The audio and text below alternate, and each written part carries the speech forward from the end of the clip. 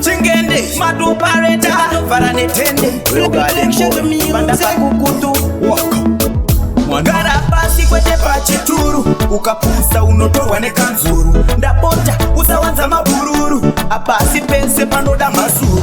Usangongwarira padurise uku, ini banda famba pakuru. Kura uone, nangoti kura uone. Ngwarira padurise uku, ini banda famba pakuru. Kura uone, chitongo kura uone. Tireka kupedzera aiwe, misere kumakunguo, neumwe usimbe wawinawo. Kuchenjere kuyenga muriwo, kugama ukumbirenga kuna Mwari.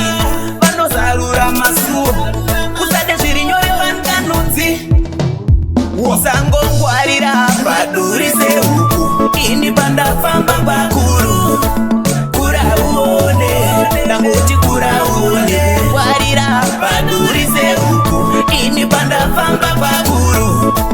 Kura uone, chitongo kura uone. Zvinonetsa, zvinonetsa, chingoziva mashoko ekunetsa.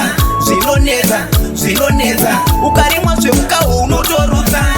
Ita unditerere, ndofara zvakunakira. Ita undipedzere, ndofara zvakusambira. Ngwarira padurise uku, ini banda famba pakuru. Kura uone, nangoti kura uone. Ngwarira padurise uku, ini banda famba pakuru. Kura uone, chitongo kura uone.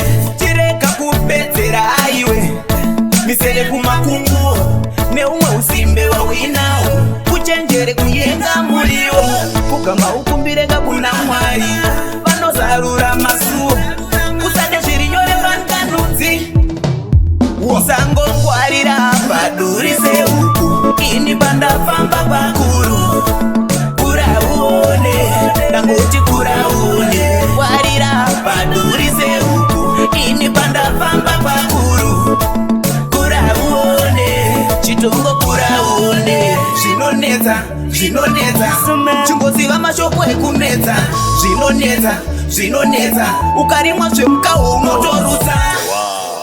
Terere, fakira, penzeve.